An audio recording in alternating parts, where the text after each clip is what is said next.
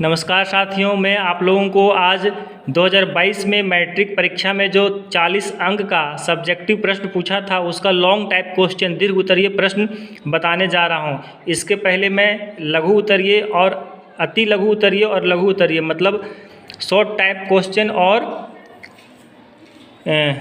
Short type question बता चुका हूं। देखिए, इंस्ट्रक्शन है कि परीक्षार्थी यथासंभव अपने शब्दों में उत्तर दे। दाहिनी और हाशिए पर दिए हुए अंक का पूर्ण अंक निर्धारित है और इसको देखिए सेक्शन ए बी सी में बांटा गया है। तो एक सेक्शन ए में 7 है अति लघु उत्तरीय प्रश्न, जिनमें से किन्हीं 5 प्रश्नों के उत्तर देना है और प्रत्येक 2 अंक का प्रश्न है। सेक्शन बी में है 7 लघु उत्तरीय प्रश्न, जिनमें से 5 प्रश्नों का उत्तर देना है और प्रत्येक 3 प्रश्न का उत्तर है। सेक्शन सी में है 5 दीर्घ उत्तरीय प्रश्न, जिनमें से किन्हीं 3 प्रश्नों का उत्तर देना है और यह 5 नंबर का अंक है। तो देखिए, हम लोग लघु उत्तरीय और अति लघु उत्तरीय का अपलोड करके बता चुका हूँ और अपलोड कर चुका हूँ। आज आप लोग को मैं सेक्शन सी बताने वाला हूँ और ये जो है देखिए सेक्शन सी है।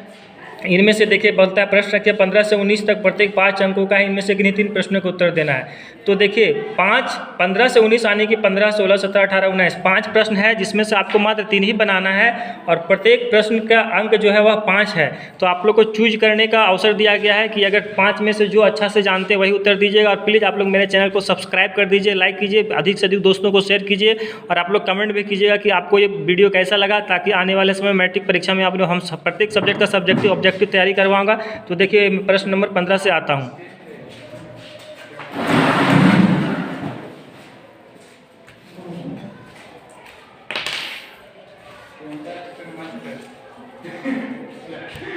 पंद्रह नंबर का क्वेश्चन है, मीनार के आधार से और सरल रेखा में 4 मीटर और 9 मीटर की दूरी पर स्थित 2 बिंदुओं से मीनार के शिखर का उन्नयन कर्ण पूरक कर्ण है।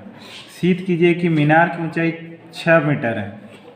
तो मीनार के आधार ये भी एक आपका मीनार है और सरल रेखा में 4 मीटर और यहाँ देखिए आपका बी डी एक सरल रेखा है जो 4 मीटर की दूरी पर एक बिंदु सी है और आपका बी से डी यानी 9 मीटर की दूरी पर एक बिंदु क्या है आपका डी है।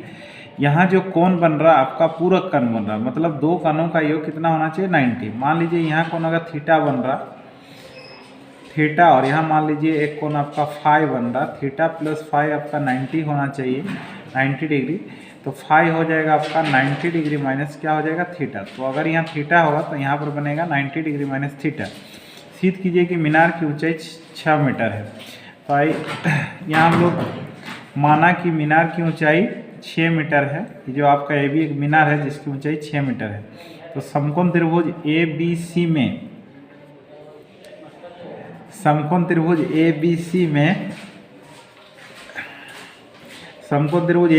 में यहाँ पर देखें टेन थीटा का यूज करते हैं। टेन थीटा बराबर ए बी बट्टे बी सी हो जाएगा। तो यहाँ पर हो गया आपका ए बी हो गया एच और बी सी हो गया आपका 4 metre. H metre 4 metre M cut गया तो टेन थीटा हो गया एच बाई 4। इसको एक समीकरण 1 लिख सकते हैं। समकोण त्रिभुज ए बी डी में यहाँ पे 90 डिग्री माइनस थीटा का प्रयोग करते हैं। यहाँ 90 माइनस थीटा है तो 90 माइनस थीटा यहाँ हो जाएगा ए बी बट्टे बी डी यानी लंब बट्टे आधा। तो 90 माइनस थीटा हम लोग जानते हैं कोट थीटा होता है। ए बी यहाँ एच है और बी डी कितना है यहाँ पे 9 है।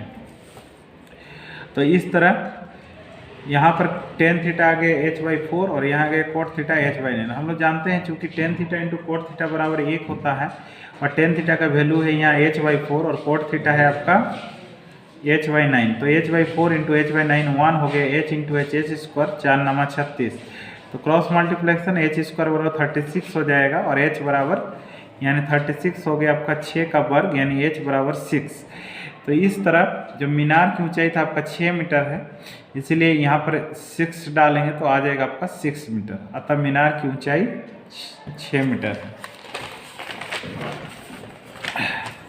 16 नंबर का क्वेश्चन है, एक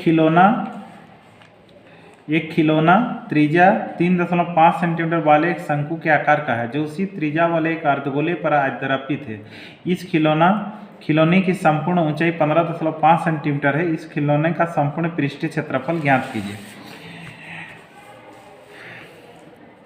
तो यहाँ पर शंकु की जो त्रिज्या है 3.5 सेंटीमीटर है, अर्धगोले की त्रिज्या भी वही सेम होगा। ये आपका एक शंकु है जो आपका क्या है, अर्धगोले पर आदर्पित है। तो यहाँ पर शंकु की त्रिज्या और अर्धगोले की त्रिज्या सेम है, इसलिए इसकी भी त्रिज्या 3.5 सेंटीमीटर होगा। शंकु की जो ऊंचाई होगा, ये संपूर्ण जो ऊंचाई है खिलौना का 15.5 सेंटीमीटर से, इस त्रिज्या को हम गोले की त्रिज्या को हम माइनस कर देंगे।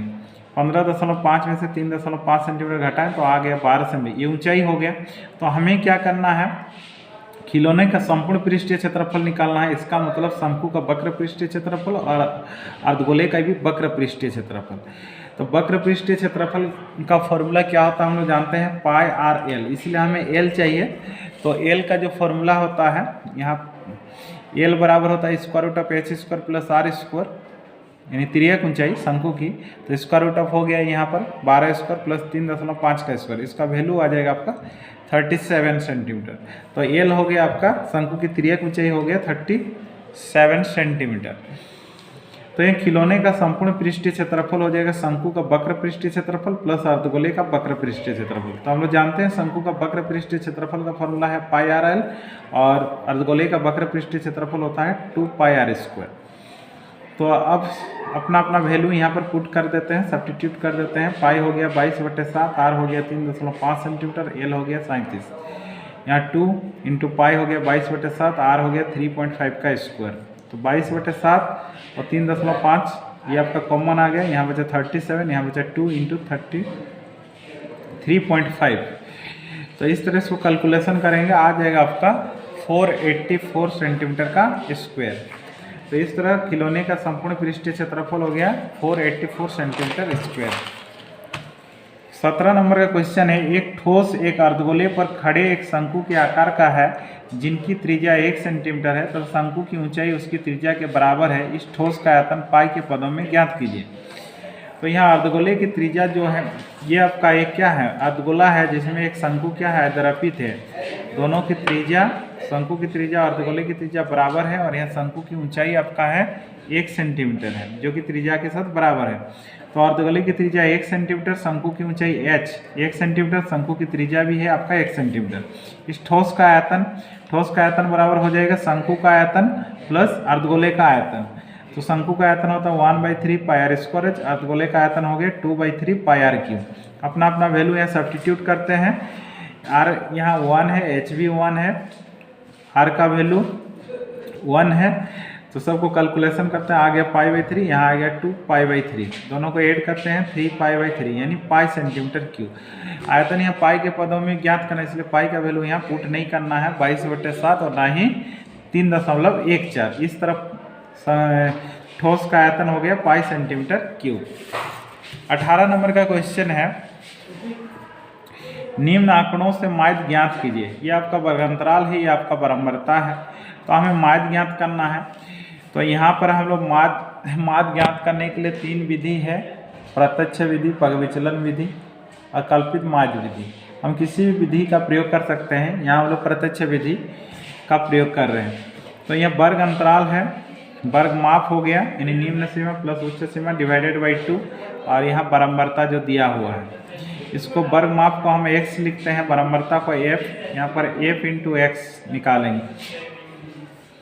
तो ये हो गया आपका कुल बराबरताओं का योग हो गया 25, और ये हो गया fx, सिग्मा fx हो गया आपका 5275। तो सिंपल सा फॉर्मूला है प्रत्यक्ष विधि में, एक माध्य बराबर सिग्मा एफ आई एक्स आई बटे सिग्मा एफ आई। तो सिग्मा एफ आई एक्स आई क्या है 5275 डिवाइडेड बाई 25। ये हो गया आपका, कैलकुलेशन करेंगे तो आ जाएगा 211। इस तरह इसका माध्य हो गया 211। 19 नंबर का क्वेश्चन है, निम्न आंकड़ों के माध्य ज्ञात कीजिए। यहाँ वर्गांतराल है आपका दिया है और ये बराबरता है, इसका हमें माध्य ज्ञात करना है। तो ये है आपका वर्गांतराल, ये है आपका बराबरता, और यहाँ हम निकालेंगे संचयी बराबरता। तो सबसे पहले यहाँ देखते हैं जो माध्यक का फॉर्मूला है, हम लोग तो जानते हैं माध्यक बराबर L plus n/2 minus CF/F into H। L होता है आपका माध्यक वर्ग की निम्न सीमा, n होता है कुल प्रेक्षणों की संख्या, CF होता है संचयी बराबरता, एफ होता है माध्यक वर्ग की बारंबारता और एच होता है वर्गमाप। तो यहाँ पर देख सकते हैं एन आपका है कुल यानी सिग्मा एफ यानी कुल प्रेक्षणों की संख्या जो एन है 60 है, n/2 हो जाएगा 60/2 n 30। संचय बारंबारता में हमें खोजना है ठीक 30 से ठीक अधिक। तो यहाँ पर है आपका, इसलिए माध्यक वर्ग हो गया आपका 20 से 30। जो माध्य का आंसर आए सॉरी माध्यक का जो आंसर आएगा वो होगा 20 और 30, 20 से बड़ा होगा और 30 से कम होगा। तो इस तरह यहाँ पर माध्यक वर्ग हो गया 20 से 30। तो माध्यक वर्ग की जो आपका निम्न सीमा हो गया एल कितना है 20, एच कितना है 30 - 20 10 हो गया।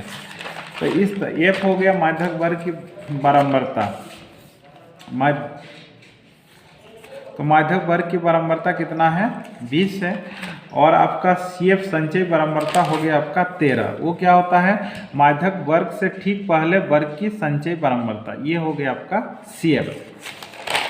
तो यहाँ पर माध्यक का फॉर्मूला लगाते हैं L + n/2 - CF/F × H। तो L यहाँ पर दिया है आपका 20, n/2 है 30, CF है 13 और F है आपका 20 × 10। इसको कैलकुलेशन करते हैं आ जाएगा आपका 28.5।